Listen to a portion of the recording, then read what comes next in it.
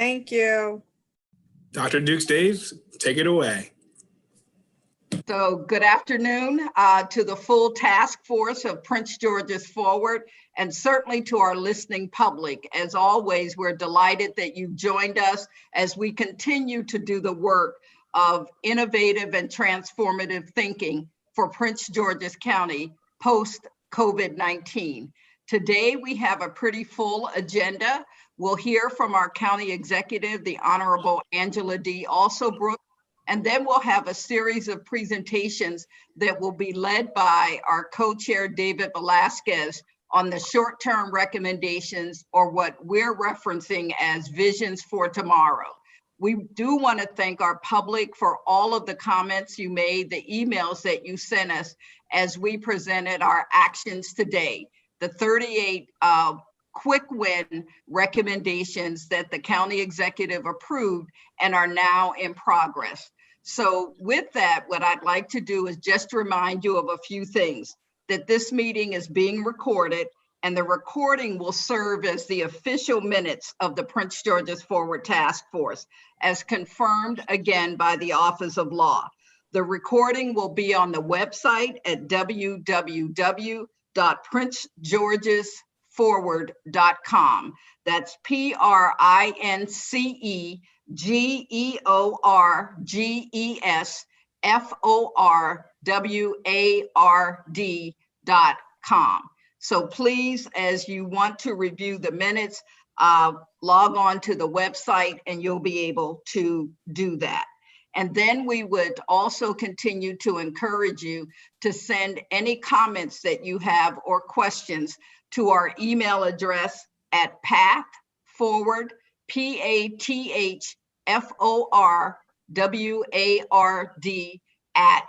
@co.pg.md.us.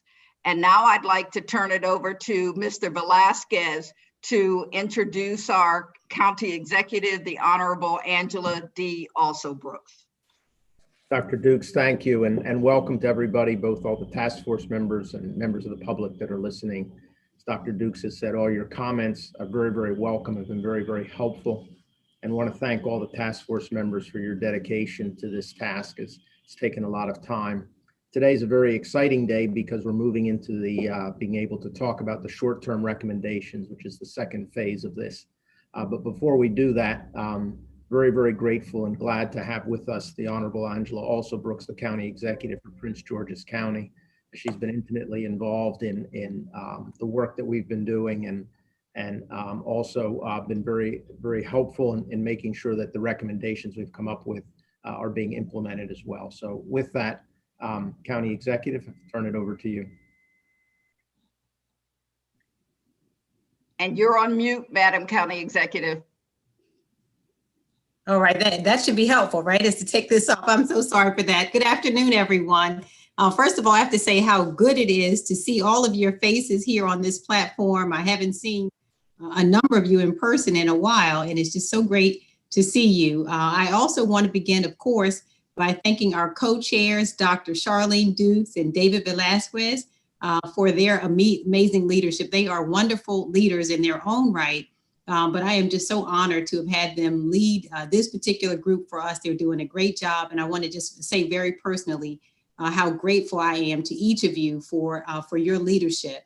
I also want to acknowledge all the subcommittee chairs and all of the task force members and administrative staff who are present here today, who have likewise given so much of their time and energy to what is a very important mission. And your teamwork has, quite frankly, led to so much progress in such a short time. I'm just amazed from your commitment to attending scheduled work group meetings, to extra time outside of the task force spent discussing tomorrow's possibilities. I really do appreciate all the enormous sacrifices that you are making on behalf of our community. And I'm happy to see you continue also to take this opportunity to put your own imprint on what will be coming in the next few years. I also want to thank you for your for lending us your talents and for the expertise that you have given us. This is such a talented and an amazing group. And I really do appreciate your commitment. And I know that the residents of our county likewise will appreciate the rewards of your hard work. Now, over the past few months, you've had passionate discussions and gotten really deep into the details of policy and government operations. And you've been challenged to think outside the box and to reimagine what this county can be. And your meetings, I want you to know, have already had an impact. Back in August, I had the opportunity and pleasure of hearing the first fruits of your labor. The actions for today that you presented were thoughtful. They were also very impactful and well crafted. And they showed your ability to work together and be innovative and blend new ideas with enhancements to existing policies. For example, during this pandemic, the county went from approximately 200 to 1,500 teleworking employees. Based on recommendations from the Government Operations Subcommittee, we've updated the telework policies to provide the county's workforce with the maximum flexibility to promote safety while continuing to provide the highest level of service to residents.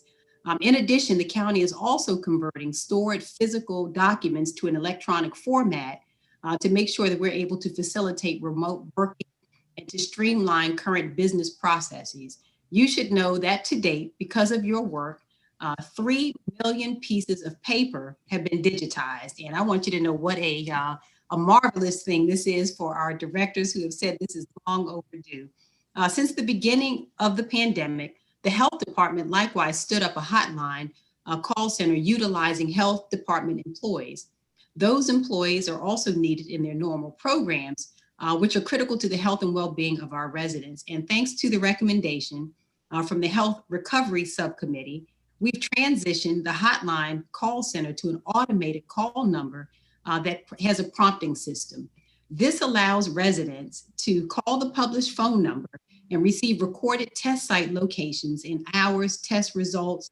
They're also able to use a nurse advice phone line and additional state and local information from 211 and 311. So I want to thank that group for those recommendations. I also want to highlight the members of the Economic Recovery Subcommittee.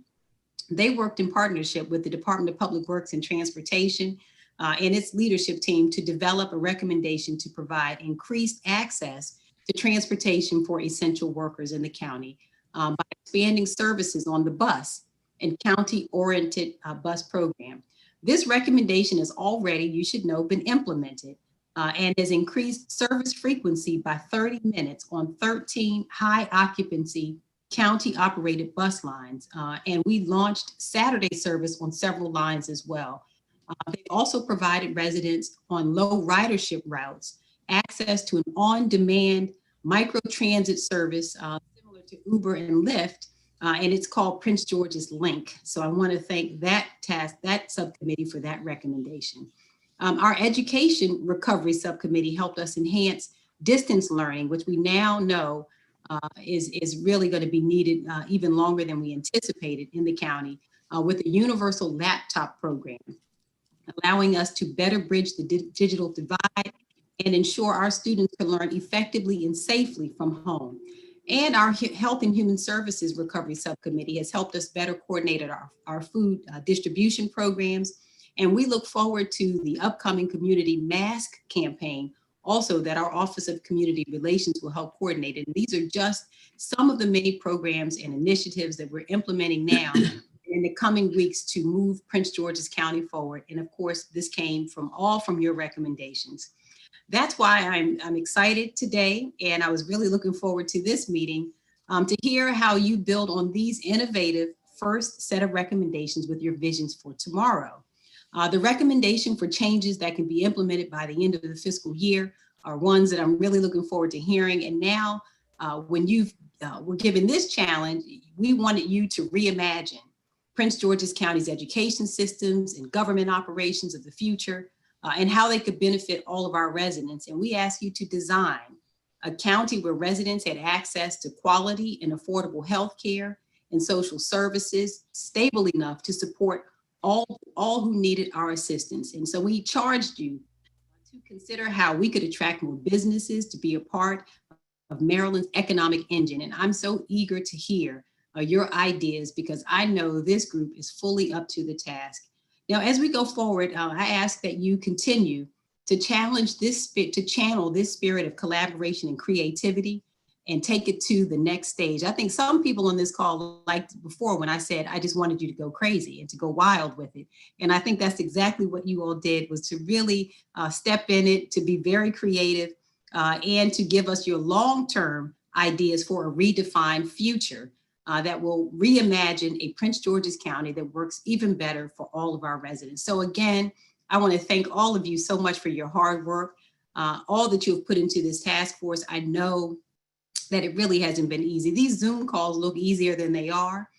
So I just want you to know how much I appreciate your willingness, all the long hours and the extra time that you've put into this particular effort. I can tell you that it is so meaningful, not only to me and to this government, but it is also so meaningful for all who we serve. And so as we continue to battle COVID-19, which we know unfortunately is very present in our community, it is just an opportunity, I think. I've been saying so often, and I still mean it, that this is a time of lessons and lots of blessings, and you are helping us to bridge it, to get to the other side. And I just want to thank you all so very, very much for your commitment and your dedication. I see so many great friends. I'd get in trouble if I started calling all of them out, but I want to just mention one who made me really smile really broadly, my great friend, County Executive Rashawn Baker. I hadn't seen his face in a while. I'm so glad to see you. And so thank you also for joining us, and just everyone else on this call. Like I said, I get in trouble because I want to name everybody here. This is such an amazing group. So thank you again to our co-chairs and subcommittee chairs and everyone else who has agreed to be a part of this effort. Thank you so very, very much. God bless all of you all, and you all be careful. Thank you. County Executive, thank you so much for those comments.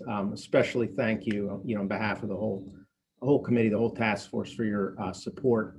It's very, very encouraging to hear you relate the examples that you related about how much of this has already been implemented and how it's actually helping the county go forward. And I think that just helps give us the energy and reinvigorates us as we continue to work on this, to continue to move forward as well. I wanted to get right into the heart of the meeting, as you said, the exciting part about hearing the recommendations from each of the subcommittees. But as we do that, two points, I guess, of logistics. First, because we have several to go through, I'd ask the subcommittee chairs to limit their remarks, to walk through it in about 7 to 10 minutes, so we have time to get through all of them. If anyone has questions, there is a chat function there. If you could put your question in the chat function, that'd be very helpful. And then at the end of the presentations, we can go back and certainly want to be able to answer as many of the questions as we can. So again, if you just use the chat function, that'll help us move through it as well. So as we start to go through, wanted to start with Governor O'Malley, who's the chair of the Government Operations Recovery Subcommittee. So I'll turn it over to you. Hey, thanks very much. Can you hear me? We good? Okay. Look, I want to thank the county executive for her leadership, and I want to compliment everyone in Prince George's County government before I begin this government operations work group report out. I want to compliment you on running such a seamless, effective, and smooth government operation that all of us would refer to as the election. It was not an accident that you had enough judges for the polling places. It was not an accident that you had enough places. It was not an accident that even with people becoming sick or being unable to fulfill those volunteer responsibilities, that you were able to backfill and still have such a very orderly election and election day, election couple of weeks with the mail-ins and everything else that the pandemic put on us. So in a microcosm, that operation is really what we have been about doing, countywide, really. And so I want to let me jump into this. As I do so, let me thank my co-chair Terry Spigner and also the very able leadership of CAO Tara Jackson. We have 4 areas to report out on government operations work group, and I'm going to endeavor to be the captain of brevity here. One is related to performance management. The second recommendations are related to customer-facing services. In other words, removing the barriers, overcoming the obstacles that will allow us as a county to deliver services to citizens remotely, virtually, which means access to many of those same now digitized records that the county executive referenced. And short of that, to deliver essential services in ways that protect the health of the public as well as the health of public employees. The third area of recommendations has to do with managing internal and external risks. And the fourth one is continuity of government. So let me tick through each of those also with brevity. County status and operation that was already put in motion by the county executive. A lot of planning and forethought has gone into it. In essence, this is a way in which all of us can see what everybody is doing so that we know that hardworking employees, even though working from home, are working in ways that are measurable, with goals that are deliverable and that are aligned to the county's strategic goals. Next slide, please. This is the customer-facing services. I'm not going to dwell long on that. Suffice to say that COVID has been a great accelerator of the movement from paper to digital so that electronic files can be accessed and people can get the important work done, even though they're doing it remotely and in different locations. So next one has to do with internal and external risks. With so many people accessing information systems remotely from a variety of different computers, one of the risks that needs to be managed is cybersecurity.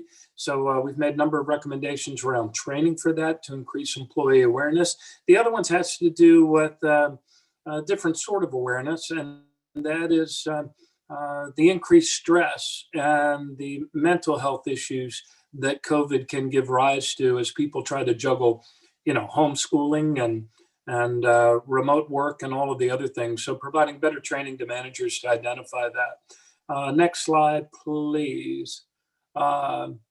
This has to do with the continuity of government and the COG plan. There was a tabletop that was conducted on November 5th, I do believe, that was really helpful. Helpful in the sense that it caused county managers and appointed officials to start thinking as a team about how to provide essential services, even in the face of what might be 40% losses in their staff. So the redundant staffing, the backup staffing, essential services and things of that nature. So that was that one exercise, but what's necessary is to create a continuity of operations, continuity of government plan moving forward. And so that was the final aspect. Let me conclude back on the performance management thing, which was the first one, not to be redundant, but I want sort of short shrift on that. This stated in a nutshell, this is really about having service delivery targets and ways to know that the entire operation is moving forward in alignment with the county's strategic goals. You'll hear more on that later from Molly and others, but that kind of concludes my report. Did I stay within 7 minutes? Governor O'Malley, you're a champion. Thank you. Great job. Nice summary as well. Next, wanted to move to the Education Recovery Work Group. Dr. Darrell Pines regrets that he's not able to be here, but instead we have Dr. Bro, who's presenting on his behalf. So Dr. Bro. Thank you very much, and good afternoon, everyone. I'd like to add my thanks and appreciation to County Executive also Brooks for your continued leadership during these challenging, unique times. I also miss you and everyone on this call, but we'll be back together very soon when it's safe to do so. I'm honored and pleased to present the work of the Education Recovery Group on behalf of President Pines, and want to acknowledge all of the efforts of our work group that has been meeting weekly to explore the way forward. As a reminder, we have 5 focus areas: the resetting the pre-K through 12th academic plan and delivery models, expansion of online learning and tech support, rethinking opportunities and delivery models in post-secondary education, closing the digital divide, optimizing secure technology, and resource allocations. And I'd like to thank the chairs of those special focus areas, Michael Herbstman, Dr. Marco Clark, Dwayne Deason, and Dr. Wesley Watts for their leadership, as we have put in quite a lot of time, but it's been a robust and meaningful discussion and exploration as we chart the way forward. Our SFA, again, we've met weekly. What we will present today, what I'm presenting, while focused on education recovery, our conversations and recommendations reflect the understanding of the connection to the large community and the ripple effect that the impact of COVID-19 has not only to just our students and educators, but to parents, families, and the larger support systems. Therefore, our recommendations bear in mind the connectedness of our organizations and our educational institutions within the larger context of our community that has been impacted by COVID-19. The first recommendation that we're bringing forward in terms of short-term, our vision for tomorrow and short-term recommendations is reimagining of personnel resources. And with that, what we have discussed is the need for us to do some asset mapping to find out how we're currently working together and how we might enhance with greater collaboration and greater alignment our resources within our individual organizations, educational institutions, but across the community. Some of those examples include looking at our K through 12 online education resources and determining whether we might be able to enhance what's happening at the K through 12th grade levels with some of the resources that we find in higher education and post-secondary learning. We've discussed the possibility of aligning more of corporate resources and other organizations to better partner throughout this pandemic and into the future. And what we have indeed found is that there is great excitement and interest, not just during COVID-19, but beyond. Secondly, we've talked about expanding parent support and our creating a parent support center enhancement to recognize that parents are trying to navigate through so much change in this environment. And we want to approach extending the community school concept that already exists to promote a more holistic approach to supporting the entire community. Next, beyond SAT and ACT, I don't know how many on this call or in our community are aware that many of our post-secondary institutions, given COVID-19, have gone to a test optional policy, making it available our students to have greater access to post-secondary education. But what's needed is greater marketing of this to make our students and their families aware that there is a different approach now to accessing post-secondary education. But we need a greater collaborative enhanced strategy to promote that beyond just our individual institutions. And we believe that might serve as an economic benefit indeed to the county. And then next, Youth Matter is the next initiative on the next page. This is to recognize that during this time, there is a great deal of opportunity our youth are availing themselves on online. They continue to engage in activities, and they are shining examples that we want to put forward, especially as we hear about, as I dare say, the term this generation. Well, this generation is doing some amazing things as they're navigating and changing and pivoting to this new normal. And we want to recognize and continue to celebrate our youth. And while there is a summer youth initiative program, the question becomes how do we now pivot what is existing in this new normal and continue to celebrate and recognize our youth. And then finally, online teaching assistance. This is related to the first item that I mentioned in recognizing a more collaborative way, the way we might utilize our resources today to meet the new challenges.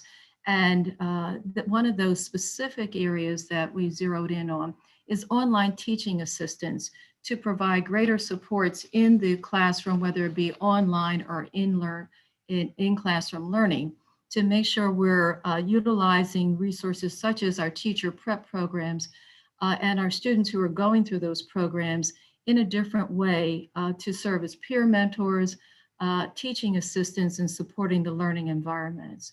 So that completes my report. I hope I stay within my 7 minutes, and I wish all the best to everyone on this call as we go into the holiday season. Thank you.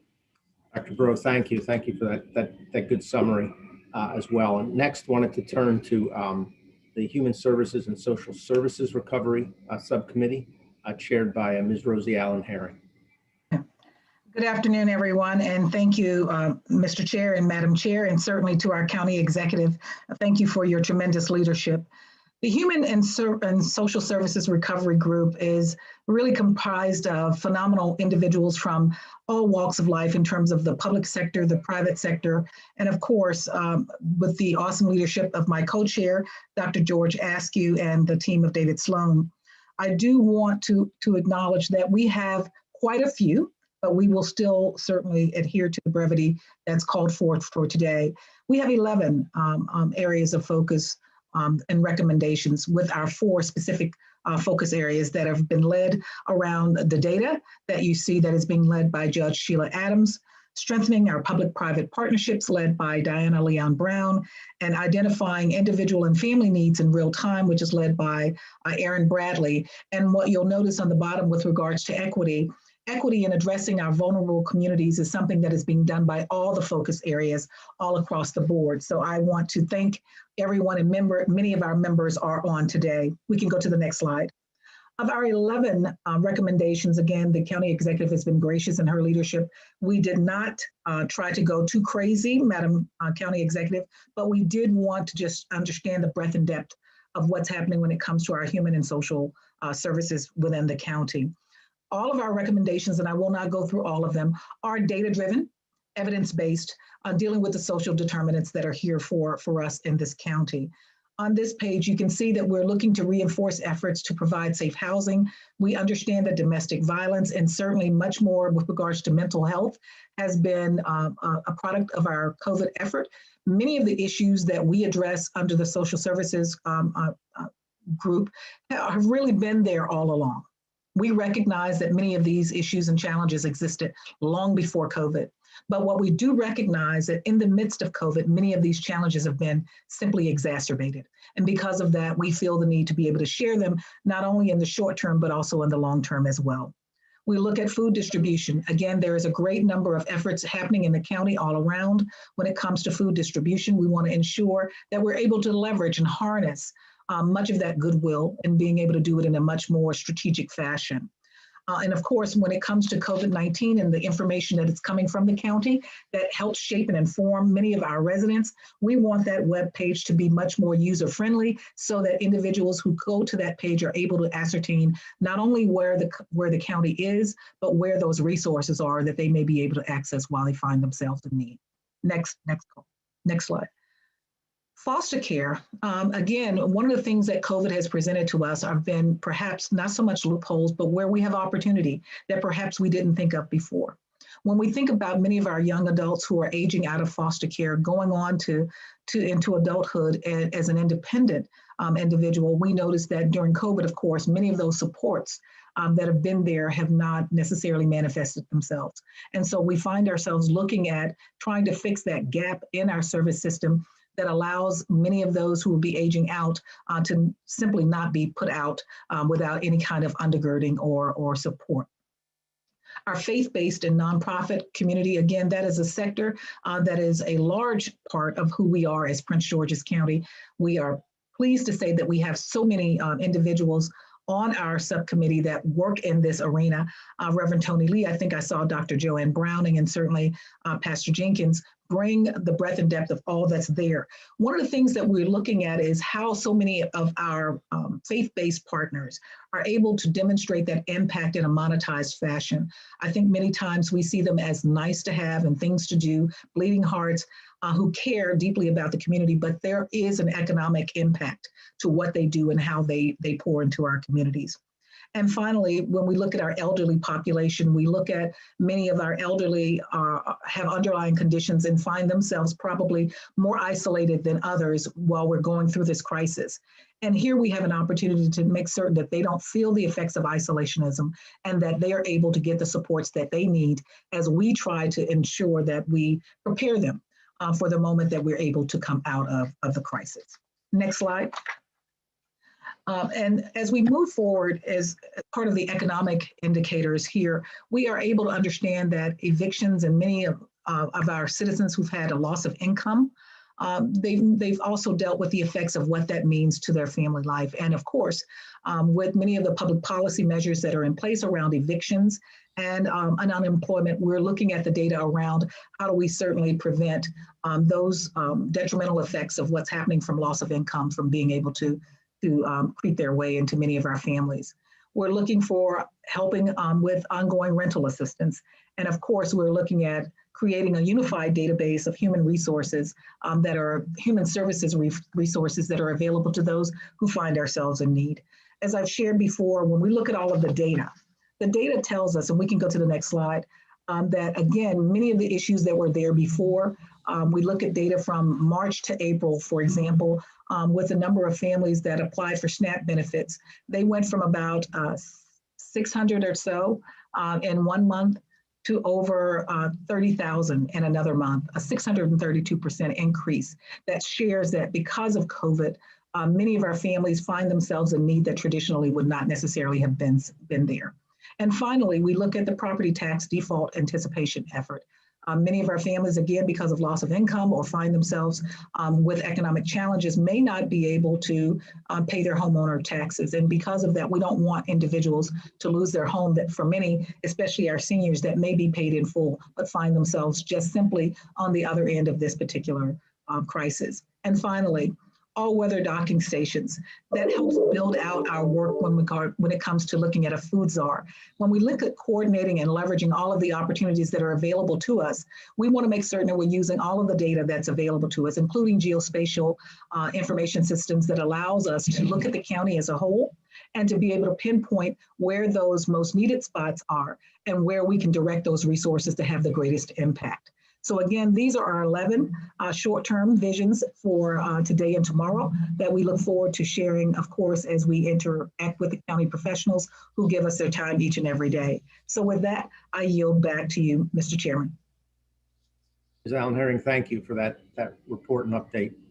Just to remind folks, if you do have questions, to put them in the chat screen, and at the end of Mr. Graham's presentation, the last presentation, we'll get to them at that point. And with it, I'd like to turn it over to the Health Recovery Subcommittee chaired by Dr. Joseph Wright. Dr. Wright. Thank you, Co-Chair Velasquez. And I just want to, again, thank the county executive and her team for the opportunity to really tell our story through this project to establish a platform through which we can really vision our path forward. And it's been an exercise that we have certainly enjoyed and thrived in over the course of the past several months. I'd like to just acknowledge my partner, DCAO, Dr. Askew, and the support of staff and Linda Turner in moving through this work. Next slide, please. As you can see here, we have 7 areas of specific focus that we have collapsed into 3 working groups. The specific focus areas range from continuing operations, and I think as I look at the second one there, preparing for the next wave, we are in the next wave right now. So we clearly are looking at these recommendations as active and applicable as we make them. And I will address this as I move forward. Also, looking at equity, as is already mentioned by Ms. Allen Herring, and then strengthening our systems and filling gaps. I want to acknowledge the leads in our 3 working groups, Christine Ray, Dr. Joffrey Mount Varner, and Maria Gomez, who have helped to produce these short-term recommendations. Next slide, please. So simply put, health departments need to be able to function and be at the ready 24/7. And as a result, the number one at the top of our list here is to look at the capacity and the readiness of our health department, including not only the resources available, but the staff needed in order to do the work. Countywide testing. The goal is to offer 22,500 tests per week by year's end. And why is this number important? Well, this represents on a rolling basis, being able to touch 10% of our population in an ongoing fashion, to be able to have our finger on the pulse of what is happening in terms of community spread. Next slide, please. Data. Data has been critical to all of our work groups and as we move through. And I here just want to specifically call out the yeoman's work done by Dr. Ernie Carter and his team, specifically Donna Perkins, in providing on an ongoing basis granular information that really helps drive our decision making. However, we really need to ensure that we have the most integrated and up-to-date platforms in order to speak across jurisdictions. One of the things that we certainly have learned through the pandemic is that the virus doesn't respect geopolitical borders, and the ability to seamlessly interface across jurisdictions is critically important. And this requires really robust and sophisticated data systems in order to do so. Vaccines. So we have 2 vaccines that are about to come to market, both of which are highly effective, 90 and 95% respectively. Vaccines are great, but vaccination is what we need. And so we are beginning the work with the county around the logistics of transporting, storage, administration. Remember, this is going to be a 2-dose sequence vaccine separated by about a month.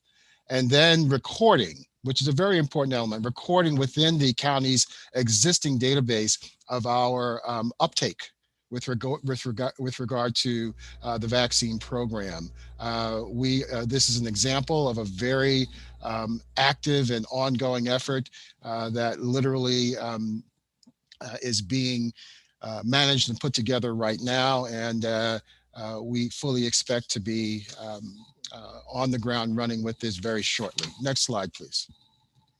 Behavioral health and addiction opportunities. We intend to ensure that all of the health systems that serve Prince George's County are able to implement screening, brief intervention, and referral to treatment programs.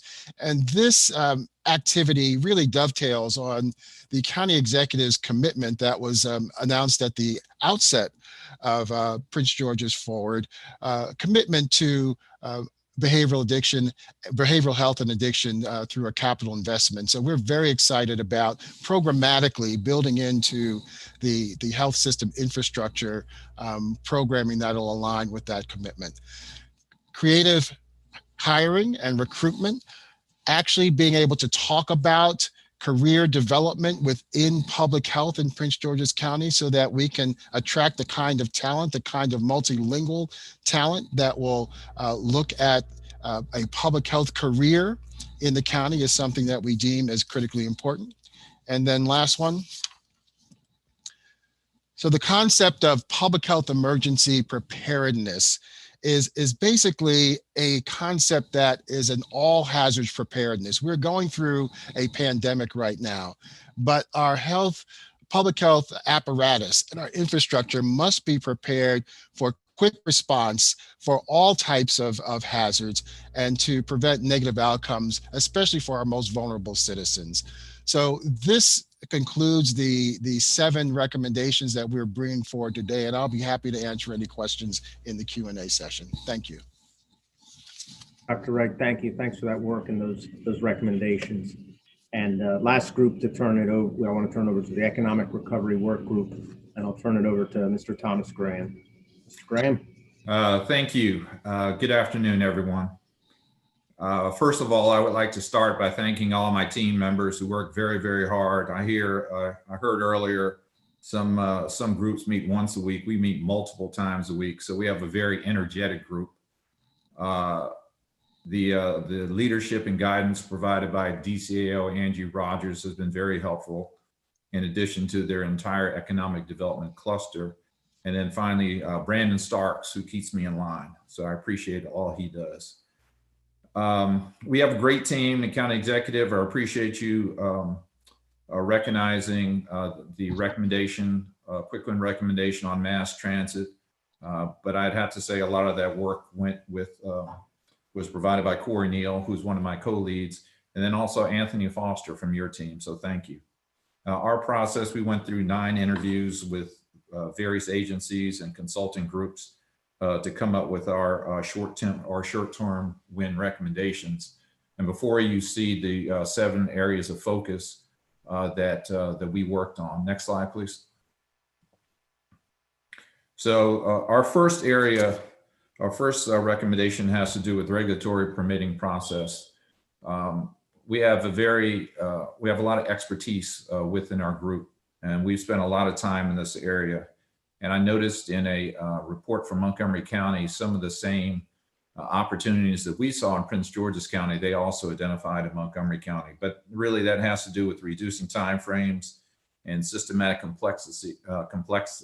complexities to receive approval for projects. We also wanted to reduce impact and development fees to encourage greater investment. We do have an advantage of property values being a little lower here in Prince George's County, but we lose that advantage with some of the impact fees that come along with that. And that's something that we'd like to take a look at. We like to provide DPI, director, greater flexibility to fill vacant positions. That's something we thought was important. We also want to review the permitting process coordination between DPI, Park and Planning, WSSC, and other involved agencies to determine if further delegations are needed to improve review times. All this, again, is, in business terms, time is money. So the quicker we can get these projects operating, the better the county is. It also helps with our tax base. We also wanted to create an ombudsman position outside of DPI that would work directly with customers to resolve issues and challenges. Next slide, please. We want to achieve, this recommendation is achieving a 50% public procurement with small businesses. Right now, we're at about 30%. The legislated number is around 40%. We want to get to 50%. Now, how do you do that? So I think there's a direct connection between this and one of our short-term or one of our quick wins, which was with the Green Book recommendation, which is up and running now. Interested to receive feedback over the next year on that. So there are multiple phases that we look at this particular recommendation. We want to be able to build a registration with small and minority businesses and diverse supplier or registry utilizing our business partners in Prince George's County. It's not enough just to say, here are the opportunities. We also need to be able to build the sufficient capacity to participate on larger opportunities. And ultimately, the goal is to create wealth generation for those businesses, which in turn benefits Prince George's County. Next slide, please.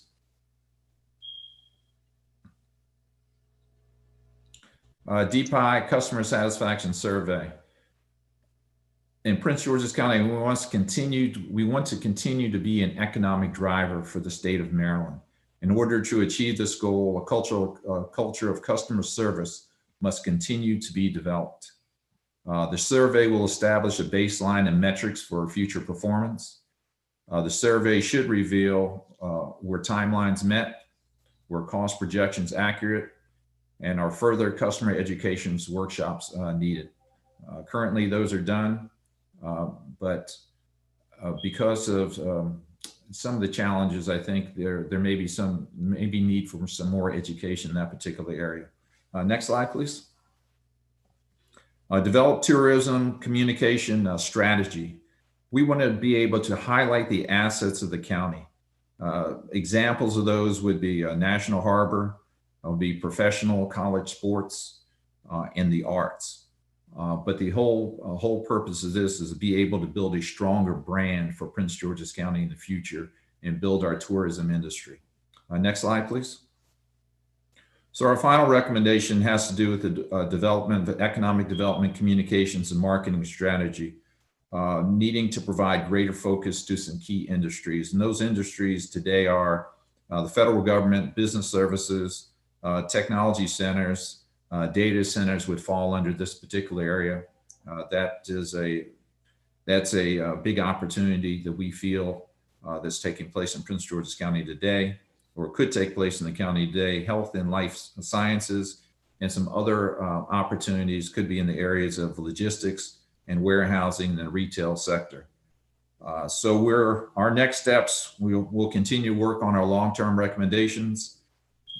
You'll probably see something coming in the lines of resiliency. So we'll be better prepared when something like this happens in the future, although you can't anticipate everything, obviously. And then, we have a bit of a heavy lift on our final long-term recommendation would have to be in the development of legislative regulatory process.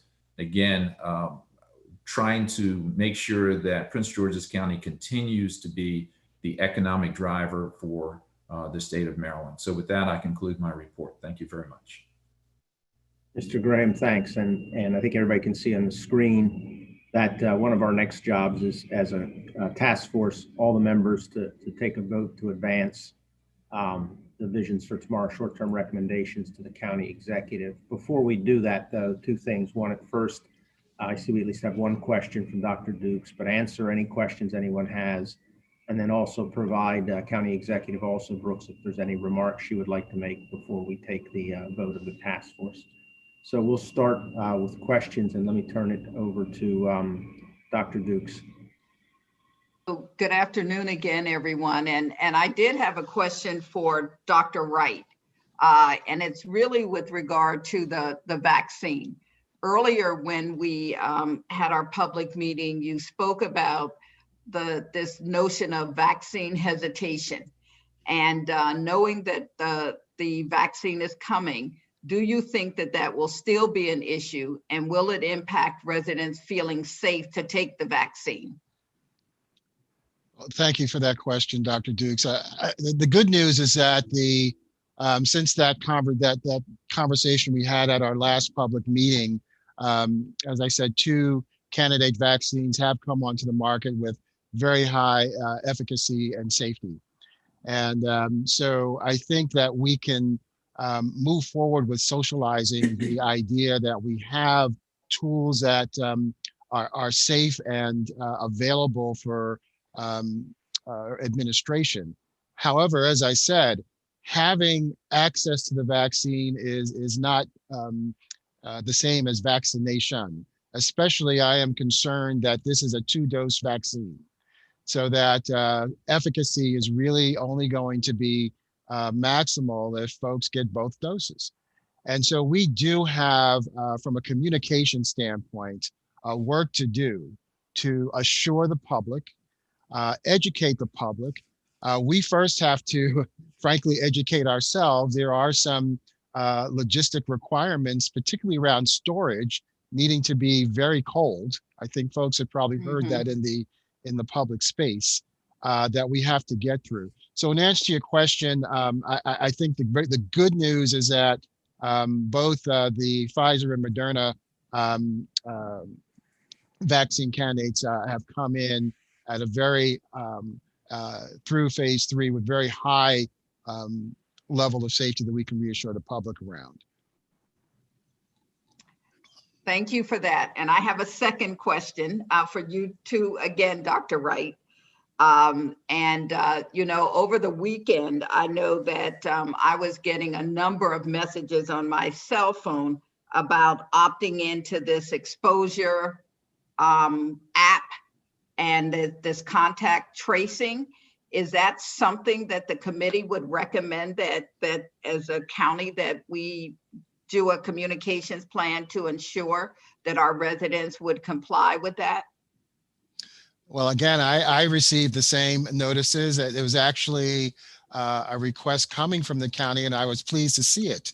because again, talking about data, and I really have to commend again, the work of Donna Perkins, who is part of Dr. Carter's team around contact tracing. And what they have been able to do with that contact tracing data through that app is really to pinpoint how the pandemic is behaving in our community. I saw some data from that team that broke it down into place and types of gatherings, which is very impressive. We know that during this phase of the pandemic, we're dealing with a different age demographic that is driving spread. So having information through this online tracing app that really is able to coalesce where our where our hot spots are, where our trouble spots are, allows again for the public health apparatus to really tamp down and address, but more importantly, communicate to the public, particularly as we go into this holiday season, the importance of continuing the protections that the county executive has put in place all along. So my answer is wholeheartedly, I love the ability to access this tool. I would certainly support from a communication standpoint that the public be a part of it. This is how we protect ourselves, by really leveraging the info, the data. Thank you for that, and would certainly encourage, if any other of the task force members have questions, please put them in the chat box. We'd like to be able to answer all of the questions that you have prior to moving to a vote to move the recommendations forward. Maybe while we're waiting to see if there's any additional questions, again, I did want to provide County Executive also Brooks you an opportunity if there's any remarks. And really appreciate you taking the time with us this afternoon to listen to all the subcommittees provide their reports. Well, I have to tell you, the pleasure has certainly been mine. I thank all of you so much. These subcommittees, the reports have this has just been so excellent. I have to tell you that my wheels have been moving the entire time. Hearing the recommendations, it's clear to me that you all have been so thoughtful.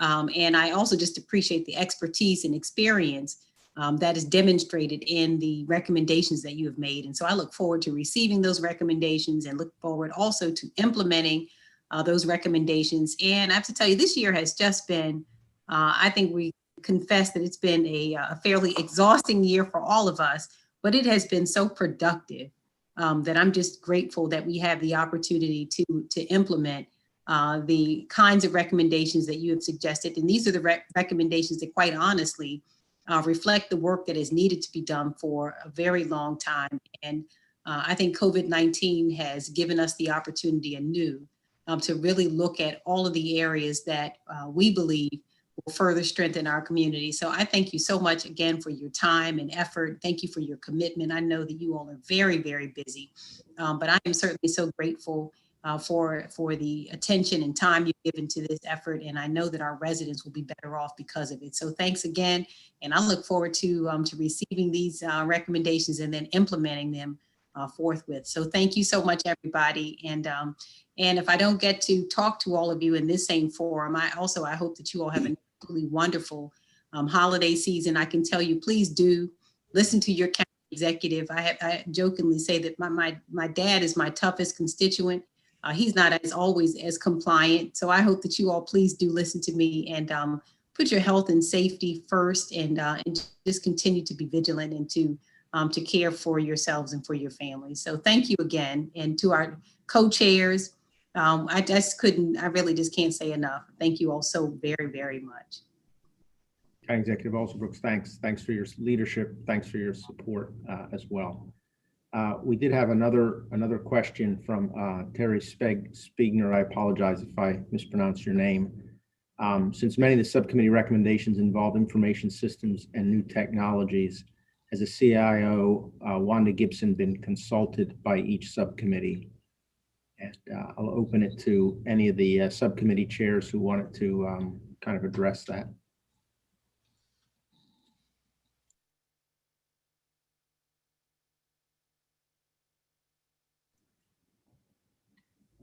Not all at once, please. Well, I can tell you, if she has not been consultant, Wanda Gibson is a wonder, I have to tell you. And so I'm sure that she would be excited to hear about all of these recommendations. And we'll make sure that if she's not aware, we'll definitely share them with her and work with her to implement them. Hey, ma'am, this is David Sloan. I do want to comment. We haven't had a full schedule for Director Gibson to meet with subcommittees, but she has reached out to me and we have begun talking through, need to walk her through all of the OIT oriented requests. So she's really aware, and there is a communications channel that's open. You all should know that. If we believe as a committee or as a task force that we should set up meetings with the committees, we certainly can do that. But the communication is there. Yeah. So we'll take that under advisement and make sure that good nudge to make sure that we're looping her and her department into all the stuff we're doing, because it does involve a lot of information systems and new technology. So thank you. Thank you for that. And I think that DCAO Tara Jackson reminds us that Ms. Gibson does sit on government operations, the subcommittee. And in many ways, as Artist Hampshire Cowan, and her role is listening and thinking across the subcommittees and where there is the potential for interaction or collaboration, is making note of these kinds of things as well. So thank you for that. Yeah, great. Well, seeing no further questions, and of course, if anyone has questions following this, don't hesitate to reach out to myself, Dr. Dukes, any of the subcommittee chairs, anyone from Prince George's County on the staff as well, to do that. So before this committee is a recommendation to move the visions for tomorrow and the short-term recommendations, to advance those to the county executive. I would ask whether or not we have a motion to do that. This is Rosie Allen Herring. So moved. Right, and a second. Second. I'm Graham. Mitchell. Thank you. I'd ask all in favor to say aye, raise your hand, or otherwise indicate. Aye. Aye. Aye. Aye. Aye. Aye. And if there are any opposed, please, now's the chance to note that. Well, hearing none opposed, the motion passes, and we will move forward to move these visions for tomorrow recommendations to the county executive. And again, on behalf of Dr. Dukes, and I can't thank the subcommittees and all the task force members, not just for the time, but for the creativity and perspectives and that you've brought to this to come up with such a robust set of visions for tomorrow. With that, I was going to move to the next item on our agenda and turn it over to Mr. David Sloan to provide an update on the timeline going forward. Mr. Sloan. Thank you, Dave and Dr. Dukes. So I guess the headline for this section of our meeting is that we're nearly there. It really is amazing when you think back. We've been working at this for 5 to 6 months as a full task force team. So thank you to everyone who's given their volunteer time to this effort. It really has been productive and successful, but we are almost there. So I'm going to walk through what is the result of the conversations that the co-chairs and subcommittee chairs have had in trying to plot out, bless you, Senator Benson, in trying to plot out what the next couple of months look like. We're here in November, so today we're advancing the Visions for Tomorrow recommendations to the county executive. That's done, fantastic. And then going into next week, the internal review of all the recommendations will begin. Next slide. So December, I'm just going to kind of summarize the slides. December, that internal review will continue to take place. It will involve a meeting with the county executive and the co-chairs to kind of walk through each recommendation to get, the county executive's input transcribed so that we can circle back to the chairs to make sure that we're all talking about any input that needs to be discussed. But the headline for December is, in terms of official work everyone should take a break. We're hoping that you all take a break and that there are no work group meetings in the month of December. Practically, we all know it's tough to be productive during the holidays, and I think everyone here could use some time to take a break and reflect on the work that's been done and the work that still needs to be done. There will be one full task force meeting with everyone here on the 9th, and the primary focus of that meeting will be to kind of walk through where we are on implementation planning and implementation of quick wins, to give you guys a formal report of where things are, where we're on track, things that might be behind, or things that are ahead of schedule, so that you will see the full picture of where we are. The DCAOs and their teams and the chief of staff are meeting very soon to go over all the formal documentation that we're pulling together to prepare for that meeting on the 9th. So that will be a really, really good opportunity to see the full picture painted. Next slide. And then we're into January to March, right? And just kind of tick through this, this timeline. You're going to come back in January. By that point, hopefully we will have, had a conversation collectively about any input related to the Visions for Tomorrow recommendations. And the task force will convene to go over all the approved items and discuss the items that are not approved, as we've done before, if there are any that are not approved. And then we'll be able to move towards finalizing the second edition of our report, which is the report on the Visions for Tomorrow. And in January, your work group meetings should resume. And basically, from January to February, your focus will be on long-term recommendations. And we anticipate that we'll be able to spend January and February kind of finalizing your templates. And thank you for all the work you all have done on utilizing the evolving tools for the recommendation making. But we feel like those 2 months can kind of lock in, get the long-term recommendations completed and finalized, and have them ready for review by the county executive in early March and approval along the same timeline, and hopefully pushing out the final report of all your work, including the long-term redefined future recommendations, by the middle or end of March. And that would conclude the work of the task force. So that is the overall goal for the next 3 months. You've already completed 5 to 6 months of work. And so I'll end where I began, is that we're nearly there. Thank you so much. Back to Dave and Dr. Dukes. Well, thank you. Thank you for that overview. Before we got into the closing remarks, I know we had the Chief of Staff Russell on the phone or on the Zoom call as well, and also wanted to make sure we gave her an opportunity as well if she had any comments or questions she wanted to make or questions to ask.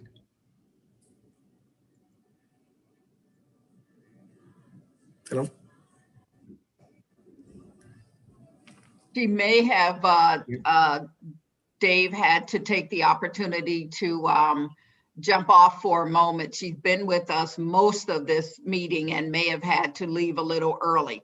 But we did not want to end the meeting today without thanking Chief of Staff Russell for her leadership and her work. She is the person to whom we report out all of this work, and then certainly engages us with the county executive as we continue to move the recommendations forward or be clear about some things that maybe we haven't thought about, that gives us the opportunity to speak with each of the chairs of the subcommittees. Yeah, thank you. Thank you for that. And as we're closing the meeting, the only comment I had again was to thank everyone for all the great work and hard work you've done, and to wish everyone a happy Thanksgiving and a very safe holiday as well. And with that, I'll turn it over to Dr. Dukes. And I would just say that, for this committee, we wanted to ensure that you understood that there is light at the end of this tunnel with regard to our work. And the important thing about that is that this work will certainly have the potential of impacting Prince George's County for, I dare say, years to come. So we do want to thank you for that. We want to remind our public that if there are any questions or comments with regard to what you've heard today, to please email us at pathforward@co.pg.md.us. And for general information on the task force, go to www.princegeorgesforward.com. Thanks to each one of you, the task force members and our partners in this work. And I would echo Dave Velasquez's comments to please be well, stay safe, enjoy your families and friends, and we'll see you on December the 9th. So take care, everyone. Bye-bye. Be well. Take care.